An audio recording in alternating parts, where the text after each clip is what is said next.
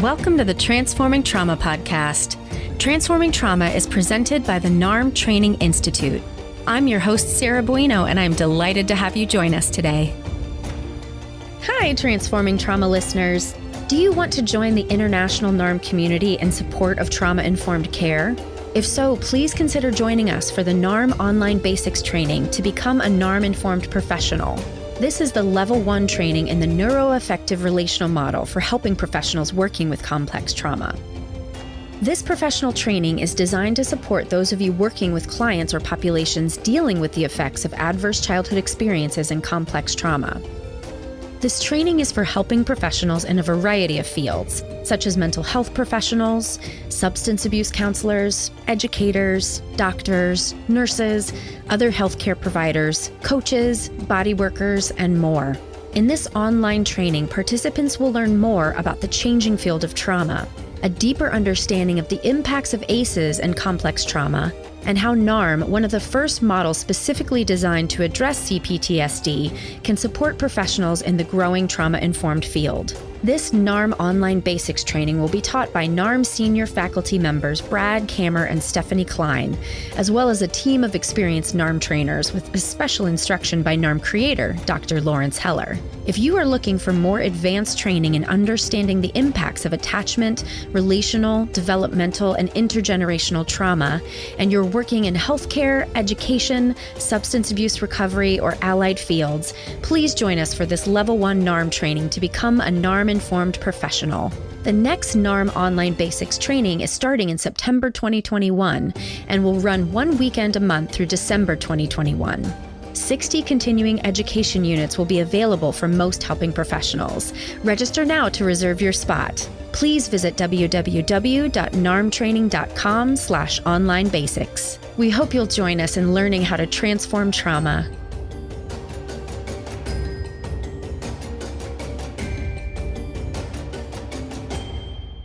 Today's guest is Deb Dana, LCSW. Deb is a clinician and consultant specializing in working with complex trauma and the coordinator of the Traumatic Stress Research Consortium at the Kinsey Institute and Indiana University. She developed the Rhythm of Regulation clinical training series and lectures internationally on ways in which Polyvagal Theory informs the work with trauma survivors. So please enjoy this interview with Deb Dana. Hello, Deb. Welcome to Transforming Trauma. Thank you. It's lovely to be here with you. It is really lovely to be here with you. I've read a book of yours and I hear about you all the time, and we've been exchanging emails, so it's so lovely to share space with you. It is. And even though we're audio only, it's nice to see your face too. I have to say, part of that social engagement system that's so important. Absolutely. It's really interesting whenever I do these interviews where we can't see each other. There's a really lovely intimacy that develops in a different way. But this, right, we're nodding, we're giving that like visual affirmation, and they're both lovely experiences, but different. They are. When our nervous systems are having conversations, we're just using different cues right now to have this autonomic conversation. So yeah, it's sweet. Yeah. So speaking of nervous systems, do you want to tell people really who you are and what it is that you do in the world? Sure. I fell in love with Polyvagal Theory, Stephen Porges' wonderful theory of the autonomic nervous system a number of years ago, and have spent the last many years translating his theory from the scientific world into the world of clinical application and now into the world of everyday application, because the nervous system is the common denominator in human experience. We all have one, and it's my belief that we all should learn how to operate our nervous system in some way. So yeah, I have a couple of books and people taking training programs, and just sort of spreading the polyvagal word around the world, which is what I love doing. So I am blessed to be able to do what I love doing. And now talking to you and your listeners about their nervous systems. So, yeah. Yeah. What got you interested in the nervous system? Well, I've always been a neuroscience nerd. I'm a licensed clinical social worker, and I've always... Me too! Yay, see? Yes, there's the resonance. Exactly.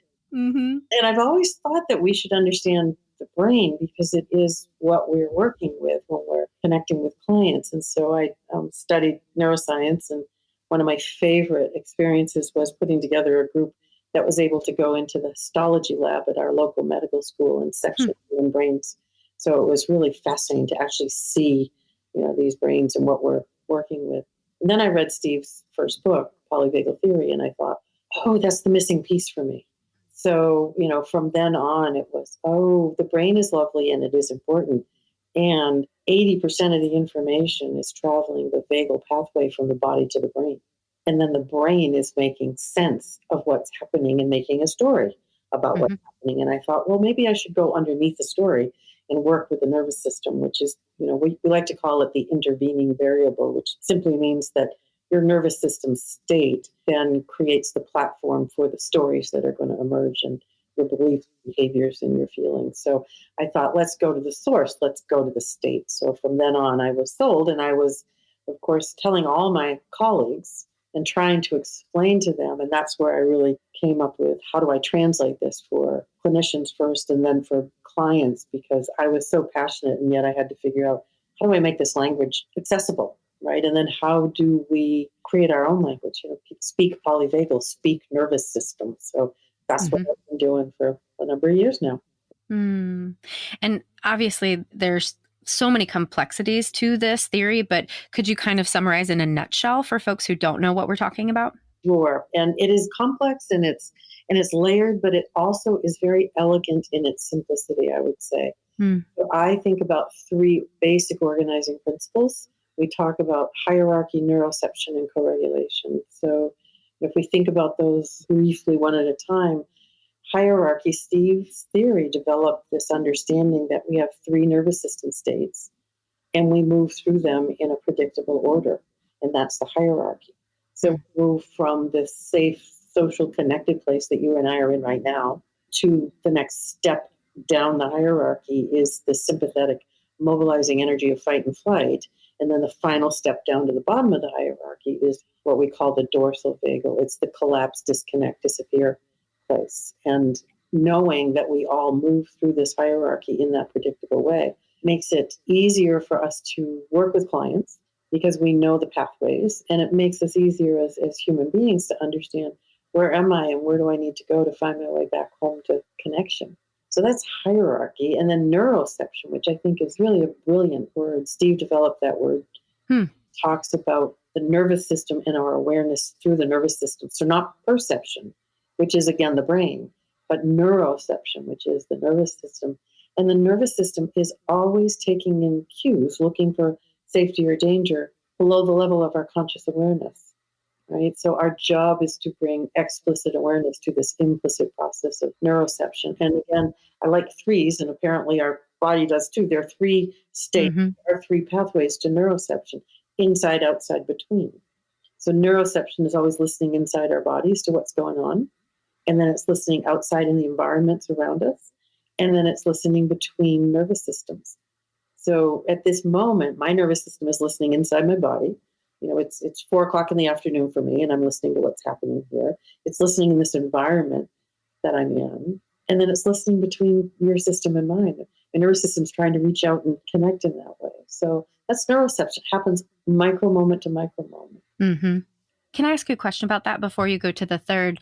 Just thinking about, I'm curious. I mean, this is my experience that I feel like I'd always been kind of highly tuned to that. And that's part of what made me a good therapist. And I'm curious, since you've trained probably thousands of therapists, is that something that therapists are generally aware of? Yeah, it's interesting. I think many people who go into the therapy world, into the helping professions, have a sense of, we might call it intuition or clinical intuition, which, if we think about it, really is your neuroception sending you messages.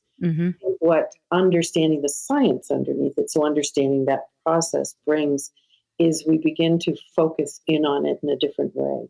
And we begin to listen differently and trust it differently. And we also remember that the same thing that's happening in our system that we might be more aware of is happening in our client's nervous system. And they're not aware of it. So part of the process of therapy is helping our clients become aware of that too. But yes, I do think that people in the helping professions tend to be more connected to, I call it autonomic intuition. People call it gut instinct, clinical intuition, whatever. And yeah, right. I do. And it's lovely to know there's science underneath it. Because we think, oh, I just had this thought and I thought this is what I should do. And then I didn't do it because I wasn't quite sure. And if you know, oh, my neuroception is sending me messages, then I might trust what it's saying and I might go ahead and do that because that thing was probably the right thing to do. Right. So, and that takes us beautifully to the third, the co-regulation, because that's really what's happening all the time. Nervous systems are looking to co-regulate with other nervous systems, right? Co-regulation is what we call a biological imperative, which means we don't survive without it, right? We come into the world needing to be met by another, hopefully regulated nervous system. Many of us didn't. We were met by a dysregulated nervous system. But that longing for connection lasts our entire life. I always put co-regulation third, maybe because I think it's the most important, because I land on that one after, hierarchy, neuroception, co-regulation. But it's also the one that in our work with trauma survivors can be the most frightening because people are dangerous. Well, so, if we're a therapist, we know co-regulation is essential for well-being. How do we bring that in a way that's safe enough? And that, again, sends the cues of safety through neuroception and helps the client come to that state of connection where they can then engage and do work. Yeah. And that really does align very beautifully with NARM. One of the things we talk about are connection survival styles, which essentially is adaptations from what happens in early childhood developmental trauma, right? And so then we show up in ways in the future that don't serve us. And the connection survival style, really at the root of that is a desire for connection and a fear of tolerating it. So we talk about sometimes those clients actually respond very negatively to the therapist's normal tool of empathy, right? That it can be so threatening. So I love when we're putting the nervous system stuff on top of it, that makes it all the more clear that as I come closer, the nervous system has danger. Right. Yes. Yeah. And I love your connection survival style. Yeah. I help people map what I call their autonomic profile, which is likely very similar. We all, I do believe, have an inherent longing to be in that place of connection. I think that's a human experience. And I think the nervous system inherently knows how to get there. NARM would agree with all of this. Yes. Yeah. We have to help uncover those pathways that have been covered up or hijacked for another purpose. So start there. If that's our home, then I think what I teach my people is we have a home away from home. And our home away from home is one of those survival states. It's where my system has learned to go, either to sympathetic, fight and flight, or to dorsal, disappear, disconnect. Not that I don't do both, but for me, instead of riding it out in sympathetic, my system goes briefly through sympathetic and lands in the dorsal, disappear. That's my safe home away from home. My nervous system learned that early on and keeps that alive. So, and other people, their sympathetic is where they ride out the storm and they don't go to dorsal as often. Yeah. Yeah. Raising hand. We talked about that. Just say that out loud. But yes, your home away from home is more of a sympathetic place, and your system learned that was an adaptive survival strategy growing up. And whenever we say survival in my world, we put adaptive in front of it, and I'm sure in your world you do too, because it saved our lives when it came online. And the nervous system hasn't learned yet that perhaps that response is not needed or that intensity of response is not needed. And that's part of the work we do as we bring discernment to how the nervous system responds. Yeah. Do you notice themes or patterns in terms of whether folks tend to lean more towards the sympathetic responding versus the dorsal shutdown? Patterns of like what happened in the past that leads to this? Not so much events. And I know, or I think NARM works with ACEs. Is that true? And so in my world, ACEs are sort of step one, because it's not so much what happened to you, it's how your nervous system responds to what happened to you. Your world as well, I'm sure. But so we go to that place. How did your nervous system respond? And so it's not the number, it's how did it respond? And they have not found for some people, because it's so dependent on the environment. So for some people, a substance abusing parent leads them to sympathetic, getting big, acting out that kind of behavior. And for other people in the same situation, they're going to go to the dorsal. I'm going to fly under the radar so that I can be invisible and stay out of the way. We haven't yet figured out if there's any rhyme or reason to this, which is part of the fun of working with people. It's being curious. I know how this lands in my system, or I know how this lands in a whole bunch of other people that I've worked with, but how does it land in yours? Right? And that's the interesting part in letting people know that there's no right answer to these questions. There's only your nervous system's answer. Yeah. And curiosity is one of the big tenets of NARM too. And we would say the same thing, that it's not what happened to you, but it is how you responded in the various adaptations. So aligned. It is. And curiosity is an emergent property of being in that state of ventral safety and connection. You Right. can't be curious when you're in an adaptive survival state. So we have to have, I call it a critical mass of that energy of safety and connection in our system. We don't have to be fully in it because that's a bridge too far for many of us, but we have to have enough ventral in our system. And if I'm working with you as a client, I have to be anchored in my ventral. That is my responsibility as a therapist, is to be anchored, to be regulated when I have those moments of dysregulation, because they do happen for all of us. My responsibility is to notice that for myself and name it with you if it feels appropriate. And if not in that moment, to return to it later and say, there was this moment that happened for me when I got pulled out of connection into some sympathetic distraction. And I just wanted to name it because even though it might not have risen to the level of your awareness, your nervous system noticed it. So that's the way that we use neuroception, because neuroception is always going to take it in. And it may not come to a place where you might not say something to me, but it's below the level. And if enough of that is left below the level, you're then going to make up a story about what's going on in therapy. And the story's not going to be, Deb got distracted. Right. By a noise out the window. The story is something about you being too toxic, too boring, too something. Part of the work is to bring that moment of my distraction into awareness and name it. And I also know that for many trauma survivors, there's this lovely experience of, thank you for naming that, because I felt something, but you've just said, yes, what you felt is true. Because isn't that the disconnection that happens in trauma? And so much gaslighting, I think, right? Yeah. So as I begin to say, yes, what you felt was true, then it's then a reconnection to trusting what the nervous system is telling us. Because there's such amazing information coming from the nervous system, but we have to learn first we have to learn to trust it. We have to learn how to listen in a different way. And then we have to bring some updating of the way we take in the information, right? Right. Well, and as I'm hearing you talk, you're not talking about changing our nervous system states. I hear you really just talking about noticing and being with. Yeah, the first step in this process for me is always befriending, right? We need to befriend our nervous system because, the question is, if I listen in, there's some reason dorsal has emerged right now and grabbed hold of me, right? And so, if I can turn to that experience with a tiny drop of ventral so that I'm not hijacked by the experience, but can be with it and listen, I'm going to learn something. And clients come, many people, just everyday people say, I hate it when I disappear. I hate it when I get really rageful. And we can begin to turn that around and say, well, your nervous system thinks you need that response to survive in this moment. So let's get curious about what's going on, right? So we information gather.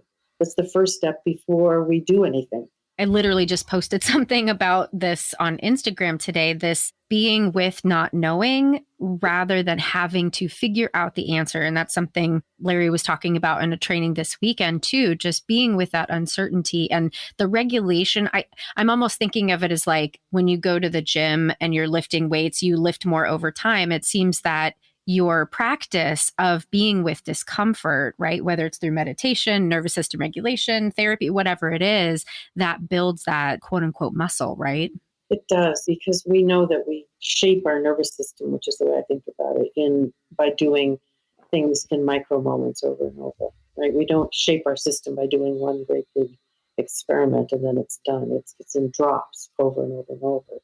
So that is true. And to be able to sit in the unknown requires, again, that I have enough ventral on board to bring safety in being in the unknown. When I need to figure something out, and you can feel the energy behind that. There's an agenda. It's driven. That's your sympathetic survival system saying it isn't safe to not know. Or we can look like we're sitting in the unknown, okay, when actually we've gone to dorsal and we're not here anymore. We're sort of just going through the motions, which again is another survival tactic. It simply means I can't be in this unknown safely, so I'm just going to float away a little bit. And as you're talking about this, I'm really thinking about our larger cultural experience, right? Because our culture is very much addicted to not knowing, or we're in denial and we're just floating around, right? Yeah, it's fascinating to see nervous systems in sort of a larger scale. So how we're in communities, so in our small communities, and then in our larger society. And if we look at the United States right now, we can see the polarity of dysregulated nervous systems. We have a great number of people who are sympathetically mobilized in that fight or flight. Yep. And then we have another, whole section who are in the dorsal, give up, despair, no longer can bring the energy to do it. And what I love to tell people is that if you're in either one of those states, your prefrontal cortex is no longer working as it should. We cannot have communication. We cannot connect. And so unless we bring enough ventral energy to this societal experience, nothing can change, right? We stay locked in being adversaries or not being, right? In sympathetic, you're my enemy, and in dorsal, you don't exist. So, it's only from ventral that you and I can connect and talk and collaborate and find a way forward. And I think that's both the promise of understanding the nervous system and also the responsibility. When we begin to look this way, we all take on a responsibility for understanding and regulating our own nervous system. As I go through the world, I'm sending cues of either welcome or warning simply as I walk through the world because of the state of my nervous system. That's a huge responsibility. I just had an insight. Ding. Thank you. Yeah, I mean, just thinking about, myself as a young person, and I always say I never got unconditional love until I met my husband, and I was 27 when I met him. And the always sympathetic charge, very, very much like wanting that love, right? And then meeting him, and everything changed after that because ventral was able to come online. And it's funny when I compare, who I was earlier in my life and how I really repelled people a lot. I was very polarizing. And now I have so much love in my life. And that's, yeah. Hey, thank you for that. Yeah, I can feel that lovely ventral welcome coming from you. I mean, I can see it in your eyes and your face, but I can feel it. I can hear it in your voice. And so that's what you put out into the world. We don't always do it all the time because we certainly all dysregulate. And I guess I would like to say that for everybody listening, that it is an unachievable, unattainable goal to always be regulated in ventral. Yes. I'm not always regulated. Just say that. Definitely not. No. We need our survival states. They keep us safe, and they bring some of the richness of life, right? So, my job is to just recognize when I've moved out of ventral into a survival state and be able to find my way back home to ventral so that I can then, reflect on, be informed by whatever it was that happened. Because when I'm in it, I can't do any of those things. I can't learn from it. I can't process it. I can only be in that state. So coming home to ventral allows me access to reflection and being informed by it. So even when I'm just wandering through the world, and I was going to say the grocery store, but many of us don't wander through a grocery store. Yeah, not anymore. When we wander out and we just pass other people, we're having an autonomic conversation, right? And that's interesting to think about. What am I saying to the world? So as therapists, we come in with the intention to be regulated and to be a warm, welcoming presence. And I like what you said, that we need to figure out what that is. There are many flavors of ventral. And for some clients, it is the kind, warm therapy presence. And for other clients, it's more of a active, like, here I am, and where are we going, right? Which still is ventral, but it's a different flavor of ventral.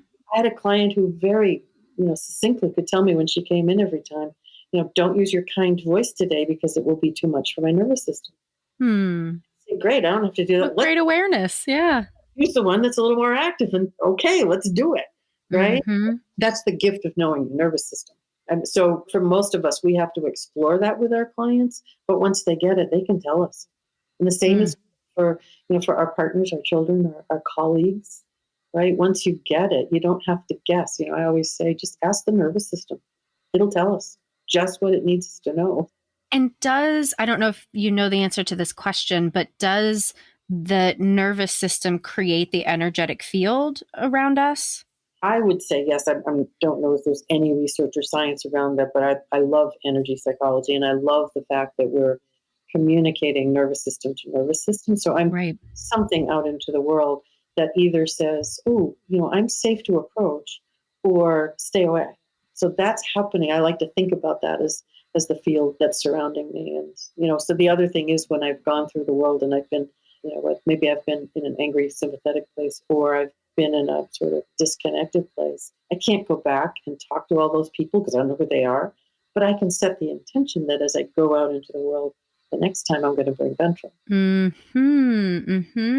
Well, I'm also thinking of, it's not just having awareness, but being able to slightly manipulate, might sound like a negative term, but I think, manipulate the field, because I'm just thinking of one experience with a somatic provider once where she was like inviting me to like be within the fullness of myself.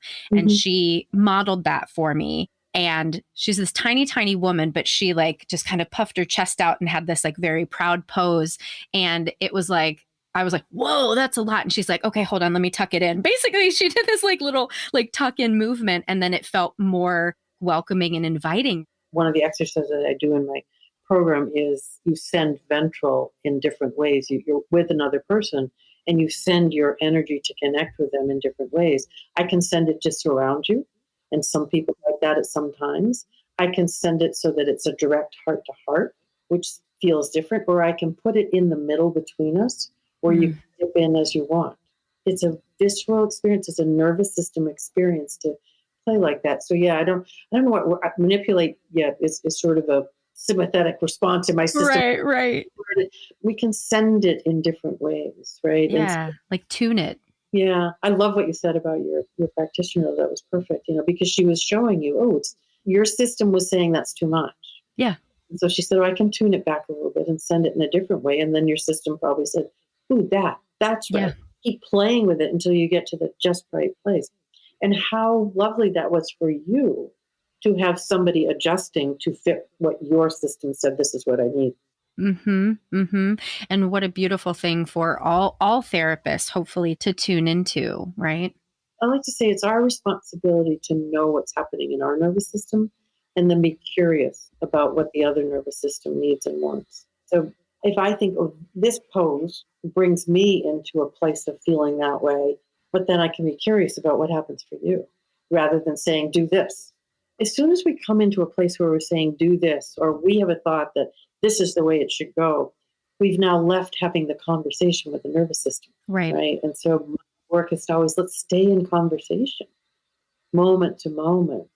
How is this landing in their system? Right. Well, I'm thinking now about, your training is amazing. NARM is amazing. Somatic experiencing, all of these things, they're all postgraduate. And I want so badly for programs to really catch up to what works, right? I mean, I teach at a university here in Chicago, and the Master Social Workers program, they get mostly CBT. And, God bless CBT. There is a place for it. And you feel the same way we do. I saw that face. I love it. Yeah. Right. But it's funny because NARM is not a quote unquote evidence-based practice. Right. Tons of evidence for it working, right? Is your work, is that quote unquote evidence-based? No, right.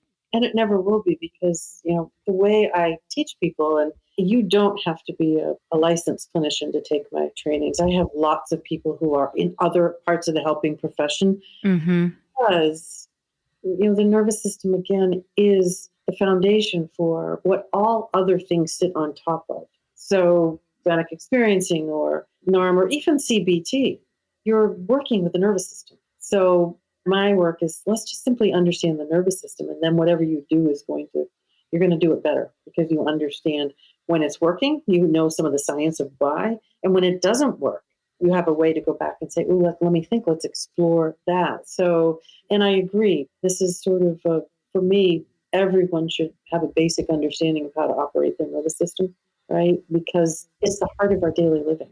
So hopefully, yes, we're trying to get it into training programs, and evidence-based it will never be, because there's not really a protocol. There's, in my work, they're organizing principles. And when you understand the organizing principles, there are lots of ways you can bring it to life. And that's the joy of it. If you were doing a polyvagal informed experience, it would look different than me, and they would both be wonderful. Right. And it allows you to bring your way of doing things into the work, whether it's parenting or partnering or doing therapy, it doesn't matter. Yeah. Well, speaking of parenting, I'm just thinking how the world would change if, this should be like an intro to how to be a parent, right? Is let's learn about your nervous system and your baby's nervous system. That would literally change the world. Yeah. It's fascinating to think about that, isn't it? You look at, if you do kid therapy, you know that the parent brings through their child and says, please fix this child, because I'm suffering and I know my child is suffering. Well, right. In our world, it's, let's work with your nervous system, because your nervous system has to be the regulating system for your child's. And that's hard. That is so hard. But if we can look at your child who's having a meltdown and think, wow, that system is so dysregulated, it can't find its way back to ventral. It needs me to support that, and I have to be regulated in order to support that. It is hard to do. Right. It's just looking across at the person across from you, whoever that is, child, partner, colleague, client, doesn't matter, and not putting a label on them of needy or any of these things, but saying dysregulated. They're simply dysregulated, and now it's our job to find out in what way and how do we help bring some regulation back. Mm-hmm. Yeah, and I'm just thinking of all of the filters that get put on outside of the nervous system, right? Because of our childhood trauma, right? All of the different pieces that influence that. Because I'm not a human mom, I'm a dog mom. And the way that sometimes I can respond to my dog, right? And then you're doing this to me and you are screwing up my life, right? And so I can't even imagine the pressure as a parent that one might put on themselves. Right, because then we have these moments, even with your dog. I have a cat, and even with the cat, it's like you then go to self-blame, and many of us go to shame. Mm-hmm. And when we go to self-blame, self-criticism, we're in that sympathetic beating up on ourselves. When we go to shame, we go to dorsal disappearing because we're too awful to be seen even. So even these small moments, I call them ruptures, and ruptures happen all the time. Mm-hmm. They're a normal part of relationship.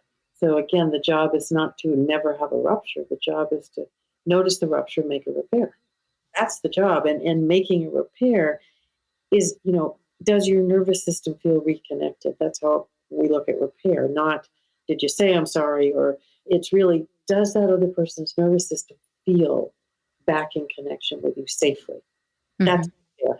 It's all about that sense of safety, which again is not a cognitive experience. It is not a brain experience. It is an embodied one. And your nervous system is going to tell you when you're feeling enough safety to come back into connection. For many of us, we can repair for time after time after time, and until we figure out, oh, now I have the one where your nervous system felt seen, witnessed, and welcomed back in. Mm-hmm. I was just going to say again, I'm thinking about, because in NARM, neuroeffective relational model, right? There's the R there, which is so important. I'm trying to put the pieces together of polyvagal speak and NARM, because we talk about adult consciousness and child consciousness, embodied adult consciousness. And through the process of inquiry in a NARM session, this is not the way that they describe it. This is just the way I understand it. The type of inquiry really invites sort of like this external observation, which makes it often feel a little bit more neutral and a little bit safer. So when, at least I can just speak for myself, when I'm experiencing more of a child consciousness state, it is this dorsal shutdown, this hopelessness, this fear. And then when I'm able to sort of almost see from the outside what's going on, then compassion kind of naturally arises out of that, which then speaks to the shift in the nervous system. Yeah. So, we would say that what happens is your system is going to go to sympathetic or dorsal, and you're going to then, the stories are going to come that are these child stories. Exactly. And then as you find a toehold in ventral, or enough ventral that your ventral begins to come back online, you can observe, you can get outside the story that you've been stuck in, and you can then listen to that story from a place of being with, right? Exactly. And again, that's an emergent property of ventral. So what you're saying is when you do that adult inquiry, you have enough ventral on board so that adult inquiry becomes possible. Right. As an armed therapist, you must work hard to help your client come to that place where they have enough to be able to do the adult inquiry. Well, I think I'm going to try to channel Brad right now. I think what Brad would say is we don't work hard. We just invite and we just are curious. And again, it's just easier to talk from my own experience because early in utilizing or being a recipient of NARM, self-compassion was not accessible. Like self-love and self-compassion were kind of like locked away in this box in the back. So I'm thinking about it from a nervous system perspective. Like I could be in like a ventral vagal state and still not have access to that. And I mean, there's specific stories I could tell you about the shift, but it was just kind of sort of over time that self-compassion unlocked itself and became more accessible. And then now I can go to it when I need it. Right. I use a very basic safety danger equation. And for you could be in ventral, but when you began to consider self-compassion, the safety danger equation shifted and there were more cues of danger, or the cues of danger began to outweigh the cues of safety. Right, because of developmental trauma, right? And that took you out of ventral. Right. And I like to think the cues need to outweigh, not outnumber, because there are certain cues that carry much more weight than others. So like your nodding head and smiling face, it's a relational cue of safety that can outweigh a number of environmental cues of danger for me. And so again, we get curious about what is it for you? And when we notice, something just shifted because self-compassion is not available, and it is an emergent property of ventral, so we know there's something that happened, we get curious about, what's the cue of danger that just came in around that and shifted? As your system built more capacity to hold cues of safety, and perhaps some of the cues of danger were reduced or even resolved, you then could stay in ventral so that self-compassion became available to you. Yeah. There's something about finding the safety within myself. So this was the other thing I was thinking about, right? There is a relational process because I couldn't I hadn't done it by myself, so I'm assuming I probably couldn't have. And so definitely my therapist's own nervous system and the compassion and the non-judgment, it was needed, and yet it had to come from within me.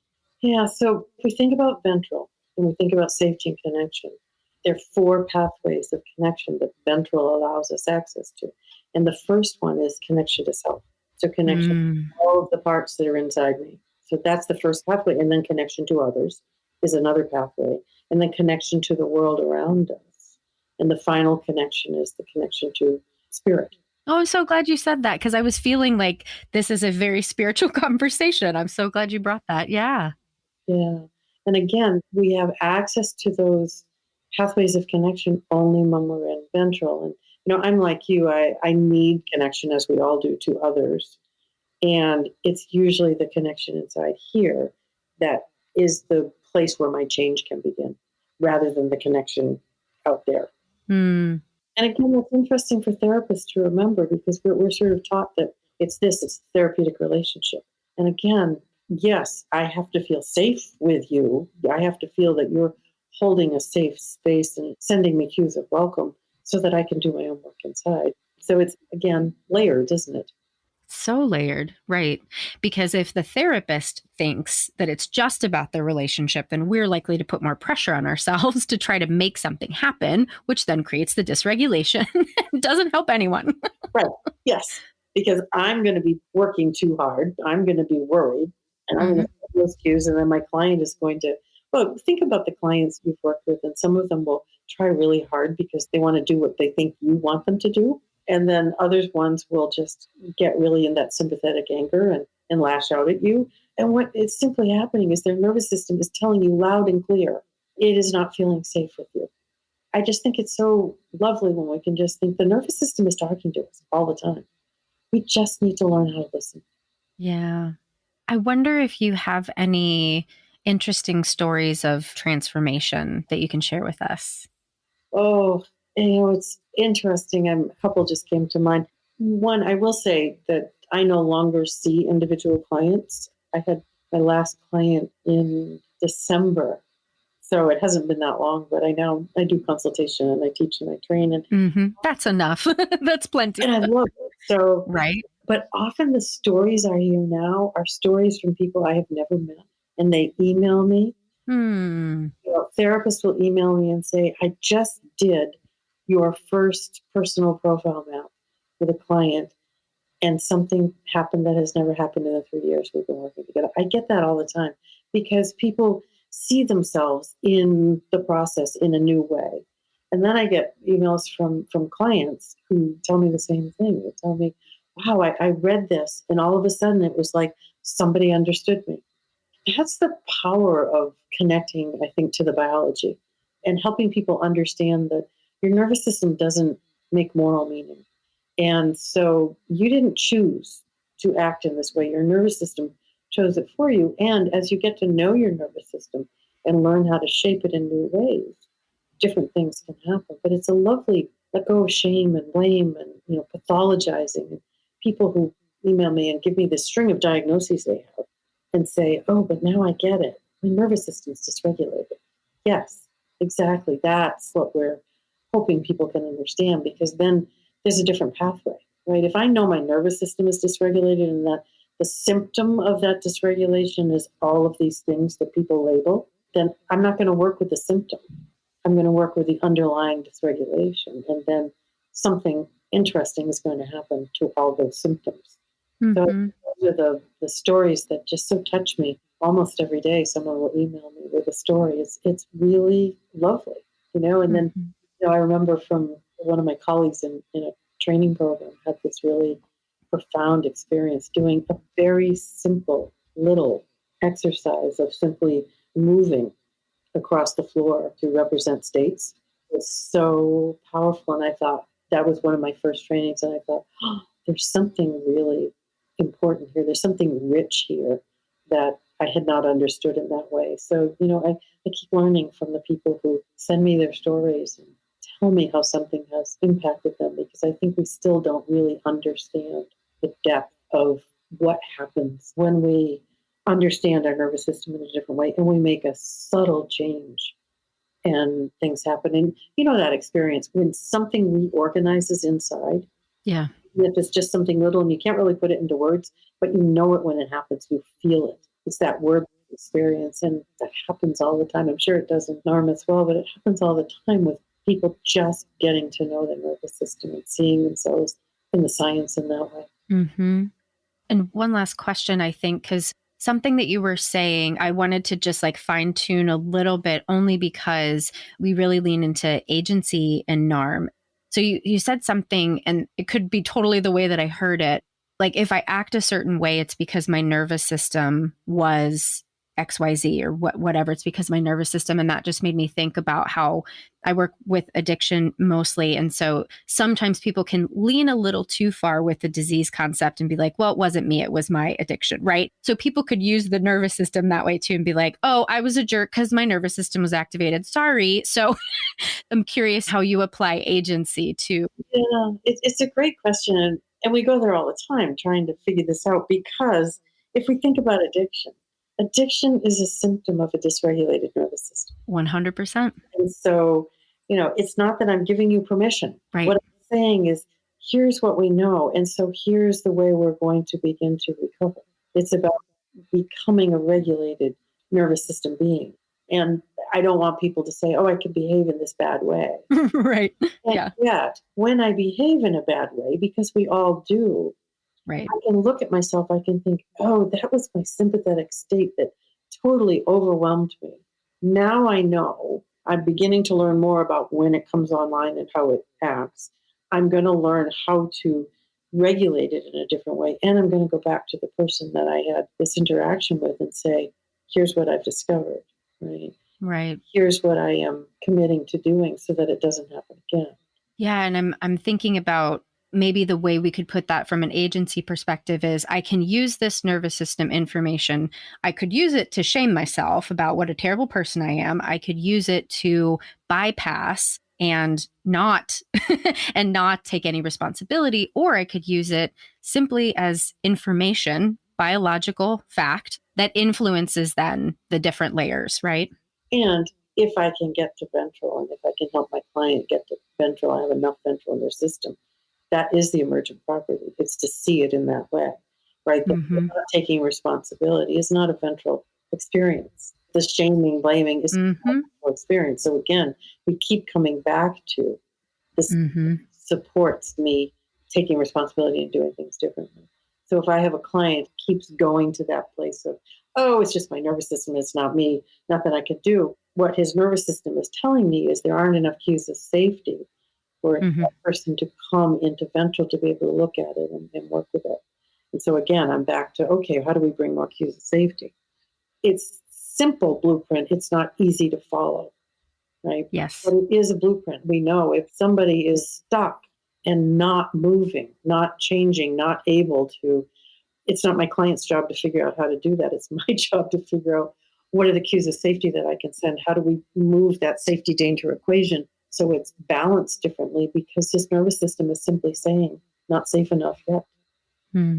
Well, thank you so much. This has been so wonderful. Can you tell people where they can learn more about your work and maybe take your trainings? Oh, sure. My website is rhythmofregulation.com, and you can go there and find lots of podcasts and interviews and resources and some trainings. And then a couple of my trainings, my long-term intensive training and some other trainings are on the newly launched Polyvagal Institute. Polyvagalinstitute.org. So you can go there and find some other things. And on the Institute website, you can find some of Steve's work as well. So it's a lovely place to go and brand new. So go check it out. Well, congratulations on that. Thank you. Thank you. Yeah. And thank you for all the work that you do and for sharing with our listeners today. Thanks. It's been really a delight to be together. I've enjoyed every minute of it. Oh, thank you so much. Thanks so much for joining us for today's episode. To find more about our guest, check the show notes or visit us at www.narmtraining.com/transformingtrauma. Please join us starting in September for our NARM Online Basics training to learn how to transform trauma. This NARM Online Basics training is available for helping professionals working with clients or populations dealing with complex trauma. Now more than ever before, it is essential that we learn how to resolve complex trauma and support post-traumatic growth. If you're looking for more advanced training in understanding the impacts of attachment, relational, developmental, and intergenerational trauma, and you're working in healthcare, education, substance abuse recovery, or other allied fields, join us for this Level 1 NARM training to become a NARM-informed professional. For more information and to apply, please visit www.narmtraining.com/online-basics. Thanks to Andrea Klunder and the Creative Imposter Studios for producing and editing, to Tori Essex for our album art, and to Brad Kammer for the creation of this podcast. We look forward to building community and connection with you and changing the world by transforming trauma.